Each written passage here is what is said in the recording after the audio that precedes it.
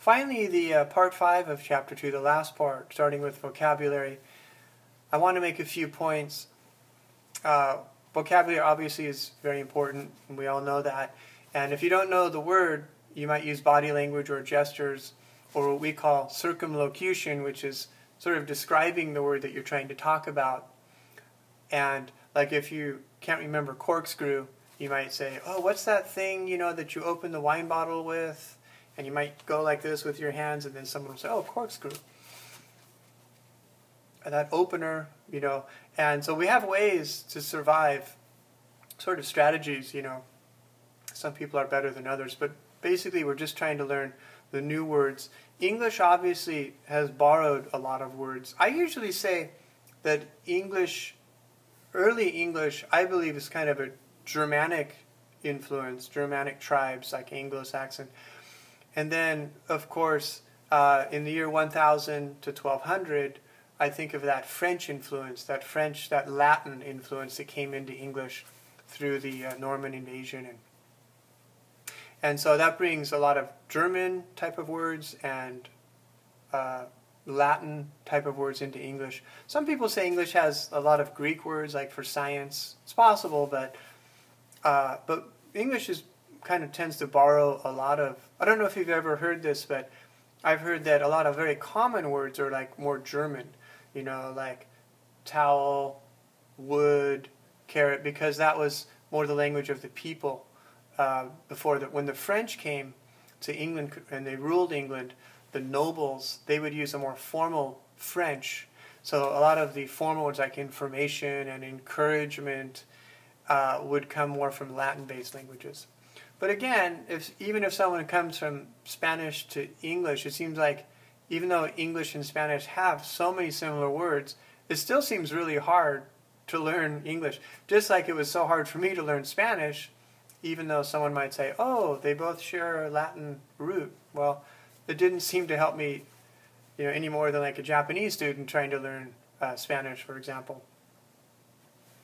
And so we have a number like English, for common everyday English, if you know like 2,000 words, you can get by with a lot of conversation, but for academic English, it's more like 20,000 words. And another number that you have to hear a word like 16 different times and kind of hear it and practice it 16 different times before maybe it really becomes your own. A false cognate is when two languages seem to share a word, like the word's been borrowed, but it's taken on like a little different meaning.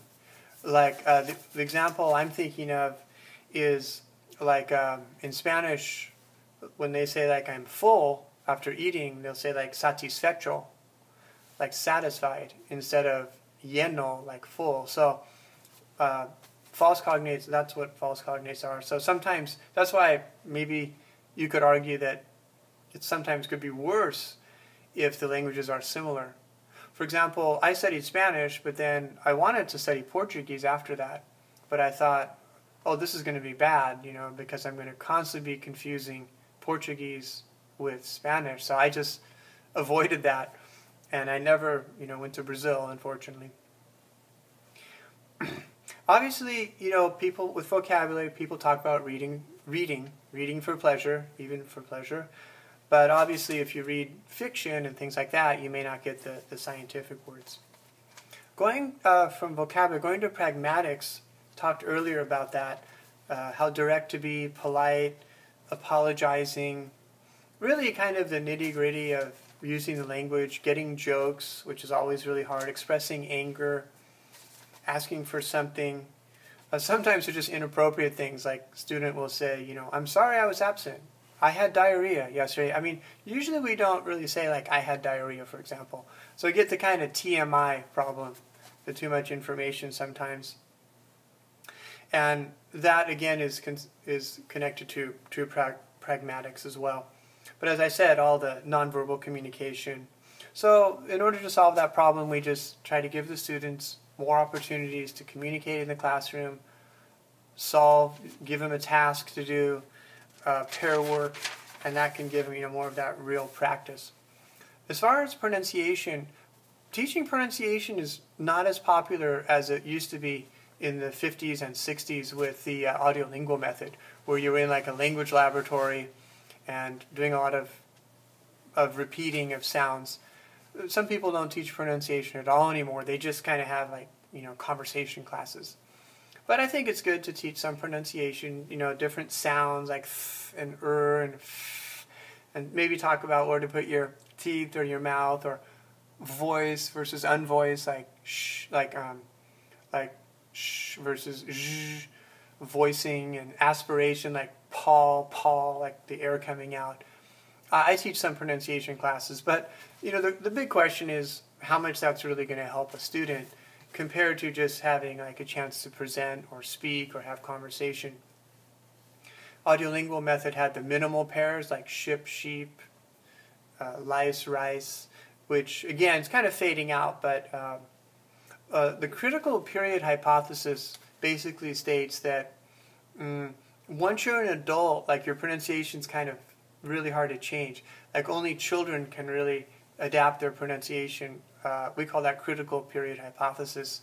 So that unless you start learning a language before like 11 or 12, you're always going to have an accent, which is kind of frustrating, to tell a student who's an adult, you will never speak exactly as a native speaker. I mean, not never, but it's just not common. But as I mentioned before, you don't have to have perfect pronunciation. You can have a foreign accent and still have good grammar, good vocabulary, function, and people might, kind of like your accent, which would be fine. And so in terms of setting a goal, I guess you could say, like, we encourage students, like, be realistic and just understand that you may not sound like a native speaker. I mean, do you really want to sound just like a native speaker? I think students often, they're kind of holding on to their ethnic identity, and because I've heard some foreign students kind of imitate how Americans talk, but in kind of a funny way, and then they go back to having like their comfortable accent. So I think a lot of it's psychological, not really wanting to sell out or go native, and kind of being comfortable, like sounding like you. Which brings up another question, which is, when you speak a foreign language, do you feel like a completely different person, or do you just kind of feel like your normal self, going back and forth in the languages? I know for me, like, I feel like a really different person when I speak Spanish. Like, I kind of totally switch gears, and it seems like my voice changes, my facial expressions change. It's kind of fun for me. I like speaking foreign languages. But again, some people don't experience that. But that, to me, is a big part of pronunciation, is kind of your identity. We talk about sounds, but then there's also like stress, where to put the stress, the intonation, the rhythm of English. And you can talk, those are talked about a little bit more than just like specific sounds.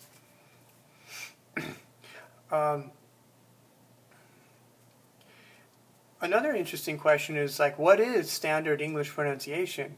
We're in the western U.S., which supposedly is kind of standard, but as you know, on the East Coast and in the South and the Midwest even, or the Northeast, like, they tend to have those, what we call dialects. But in a way, it's hard to really say, because, well, standard English, I guess, would be London, would be the Queen's English, or Britain. But then you've got dialects all over, with Scotland, Ireland. You got Australia, New Zealand, South Africa. And then you have countries like Ghana, which speaks a lot of English. Of course, India, which has their own pronunciation of the British English. Jamaica, Singapore. So it becomes hard to say sort of what is correct pronunciation. Of course, I'm from California, so to me, what I'm speaking right now is standard, but that's just my own viewpoint. So we really can only teach students basically the dialect, that we speak. It's fun to tell them about other dialects and accents, and they like hearing about that. But they can't. It's usually hard for them to distinguish the different dialects of English. Corpus linguistics is kind of interesting. It's because of computers, computers can take, can can scan like all the newspapers or news articles, and they can kind of tell us what is the most common English that we're using, what's the frequency of different words and grammatical structures. Or a computer can analyze like all the sitcoms and tell us what language are we really using, like what is, because language changes and words become outdated. So corpus linguistics is kind of the study of language to really find out like what do we really need and what really are the important words to learn. Well, that's the end of chapter 2. I hope you've learned a few interesting things, and we'll see you in chapter 3.